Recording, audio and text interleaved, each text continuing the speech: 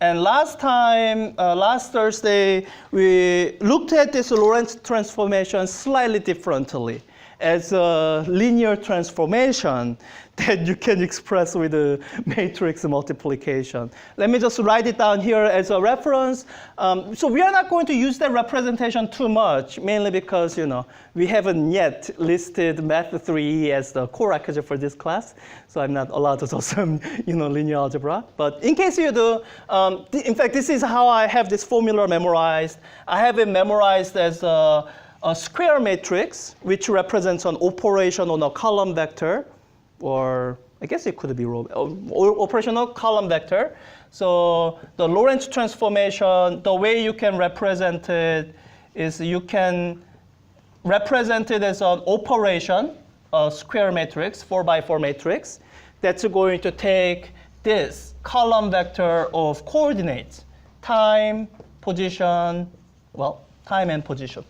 And actually, let me introduce one more notation, which I hope is relatively intuitive. This column vector here, so I could write out all 4 components of it. One common way people abbreviate it is this way. So CT, the time component by itself, and this, I can represent it with some kind of a position vector. Like if I use this notation, that's not that confusing. Yes, because I might use them more. Good? Okay, yeah. So this one letter actually represents 3 different numbers like any other vector quantities do, or any other 3 vector quantities do. So you can look at Lorentz transformation as a transformation that takes this vector into this vector, and the transformation is written as this. Written as gamma minus gamma beta 0, 0, minus gamma beta gamma 0, 0, 0, 0, 1, 0, 0, 0, 0, 1. And I told you guys that this is how I actually remember this. It's kind of the only way to memorize it in a way you won't forget. All right. So and there's an analogy of this with the rotation. That's what we went over last Thursday. When we are dealing with, let me write it down as a reminder. So when you are dealing with the rotation, in rotation, this is an invariant. The vector, dot product with itself, this is, which we sometimes call, let me use R as the letter. X is actually going to get confusing. Let me go back and change this too. So people have seen R as representing position vector? Yes? Okay, good. So R dotted to itself, or R squared, is equal to the X component squared plus Y component squared plus Z component squared. This is an invariant. When you rotate your coordinate axis, the length of a vector, or length squared, doesn't change. Right? So with this analogy in mind, what we brought up last time is what we call Lorentz invariant. And so we went through this last Thursday. The expression for Lorentz invariant is, well, so you can actually treat this, well, let me put it this way. So Lorentz invariant would be like, how do you call it? We can talk about invariant interval. So if you have some space-time event that happens in space-time, let's say you have this particular point here. And you can describe this point, which has coordinates CT and X. If you just describe these coordinates, then that coordinate would depend on what reference frame you are using. If you are using a reference frame that, that's at some boost relative to your original reference frame, then the coordinate for the same point will now be different, right? The idea behind the invariant interval is that you can do something like a length in three-dimensional geometry, or two-dimensional geometry. So there's a kind of an idea of length here. Let me call that S, that we can define it in such a way that whatever reference frame we use, this S won't change. And the expression for that S, this is how far we got to last time. That let's say S squared is equal to, we had the time components first, CT squared minus, and what I wrote then was X squared, right? This is X squared is what I wrote. Let me make this claim now, that this X squared really is the position vector dotted to itself. So if I included the X, Y, and Z coordinates, this would be the full expression. Okay? And this is what we call this is the result of what we call inner product in the inner product in the Lorentz in the space that obeys Lorentz transformation. There's a term called the Minkowski space, but that's the farthest I'm gonna get. So let's put it this way. So if this position can be represented by a 4 vector, can I use letter R? No, let me use the letter A. And let me just introduce a makeshift notation for 4 vector, because this 4 vector, it's different from the vectors we have been dealing with. Because the vectors we have been dealing with, it's 1 or it's 3 of the components in 4 vector. So it's just putting an arrow on top of it, that wouldn't work anymore because that gets confused with 3-dimensional space vectors. So the notation I've seen in a textbook that I'm also going to use is a squiggly underline, because I don't think we are using that for anything else yet. Good?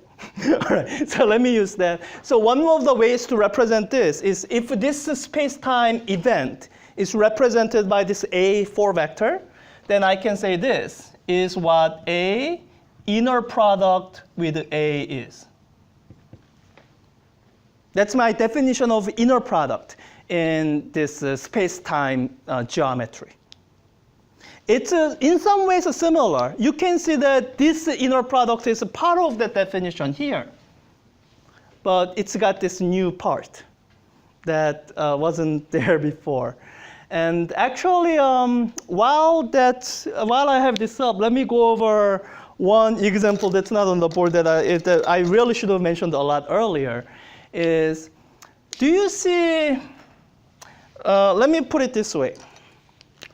Let's say I have space-time diagram, X, CT, and let me just draw the light cone line as a reference. So this is word line for, so word line of light. And this is what I want you to imagine. I want you to imagine just picking any points at random in this space. You could have picked this point, A, you could have picked this point, B, C, D, whatever. So let's keep ourselves within first quadrant, but you can imagine picking many different points. And this is my question.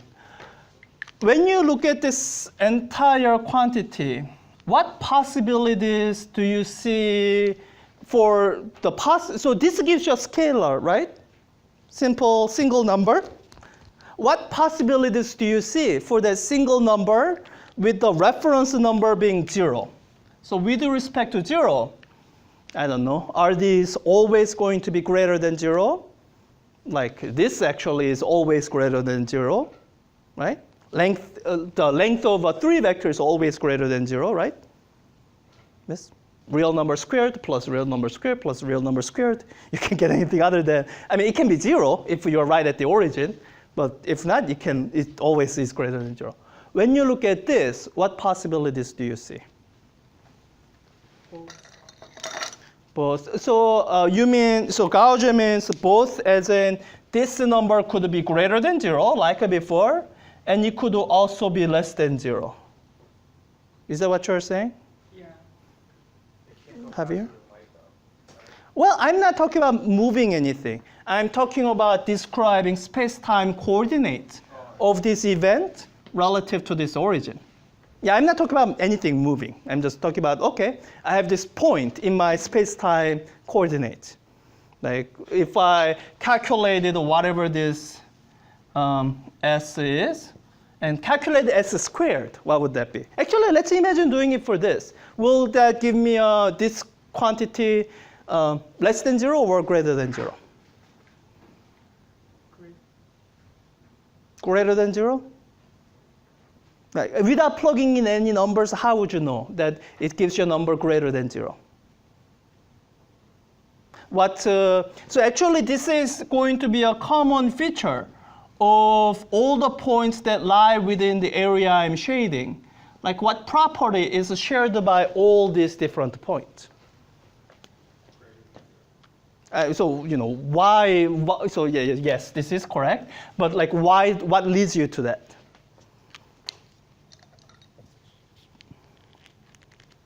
Like on this diagram, what do you see? For these points, that's different from these points.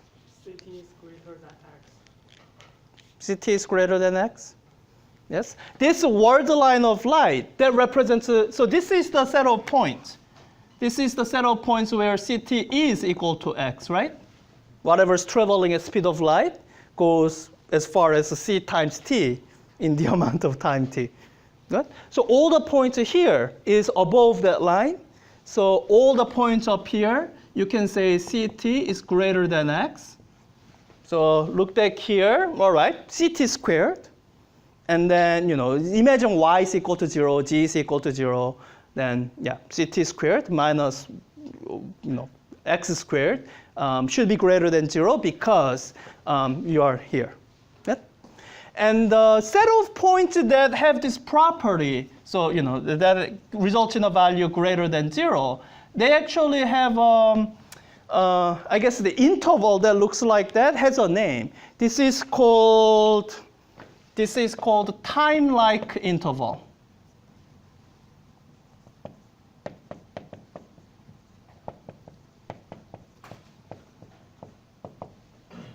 Whatever that phrase means.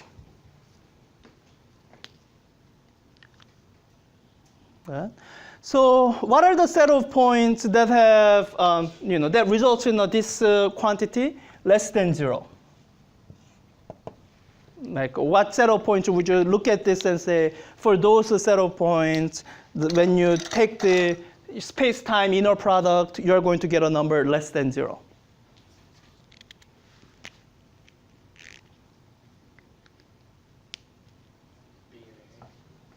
Yeah, A and B, the things that are to the below or to the right of the word line of light, right? So these set of points will result in, so they result in less than 0 because CT is less than X. So because of this property, it leads to this being less than 0. And for those set of points, we call them space-like interval.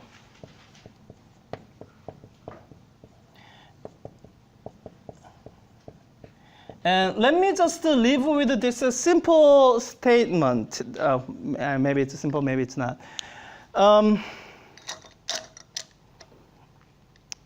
So when you have your space-time drawn up like this, you can divide up your, so let's say you are observer here. Then you can divide up all the space that's like, you know, that's around you, and all the time that's near where you are right now. You can divide up in terms of divide up by word line of light. So your textbook talks about light cone. So this would be this would be one side of light cone. This would be another side of light cone, and then you have this bunch of areas that's outside the light cones. And when you look at it, the intervals that we are calling time-like, those intervals, these time-like intervals, they fall into here in this area, or they fall into here in this area. So if you're an observer sitting here, what would you call events that lie on this side? Or there's a name for it that you may or may not. Yeah, I guess maybe I should make a multiple choice. Your choices are future and past. This will be future, right? So this is what you can legitimately call future. The events up here, you can definitively say they have not yet happened. And the events here, you can definitively say that they have happened. This is past. And this is why we are calling this time-like interval, because they are separated like in time. But then you might, you could ask this question. Well, what about A? Isn't this, you could ask also, isn't this future? I mean, it's happening at a time that's later than where I am. So why is this not considered part of my future?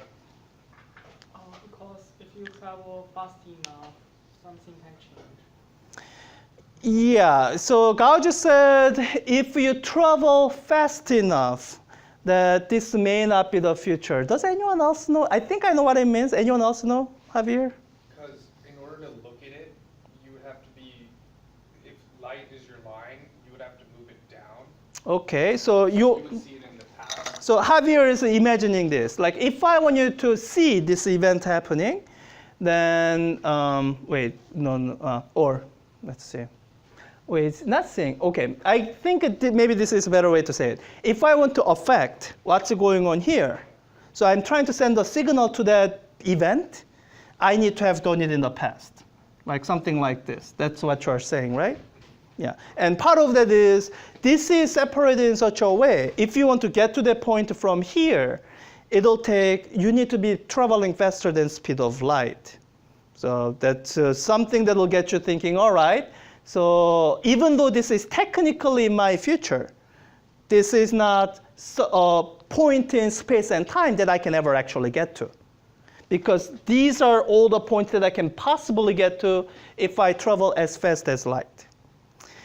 And so this is the reason I'm putting up these notes, and I want to cover, special relativity in a little more, with more geometry than your textbook does. Your textbook actually has space-time diagrams. It's better than Giancoli that way. But I want to do it, use the space-time diagrams more, because this is the understanding I want you to come away with. For all the points here, you can find the reference frame in such a way that these two events happen simultaneously. Imagine an observer who's moving fast enough that you can say this is his or her word line. That imagine someone who's moving fast enough for you to do that. So let's say something like this. This is the word line for this hypothetical observer you're thinking of. So in that person's reference frame, this would be their CT prime axis, right? And so you imagine, all right, let's find my x prime axis. You've seen me draw it. You know what it looks like. I need that point. My x prime axis looks like it's going to go through here. This will be my x prime axis, kind of symmetric around the word line of light.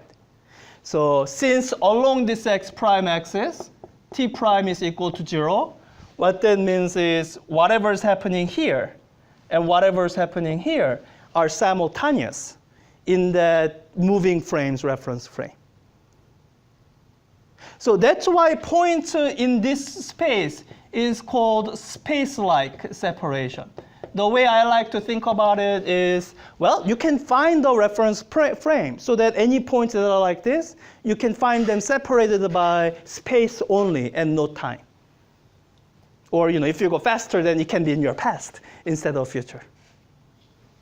Yeah? So all right, that's probably more on that than I should have spent. And just to make sure we cover all the bases, there is actually a possibility for this to equal 0 without being at the origin. How do you get this interval to be equal to 0?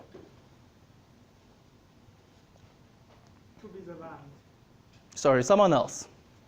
What were you going to say, Dimitri? If you're on the world line of light. Yeah, if you're on the world line of light, then this is true, which means ct squared minus x squared will be 0. So this, this is the interval I always forget. I think it's called light interval. I think that's what it's called. But this is any interval that can be connected by light traveling between them would be this.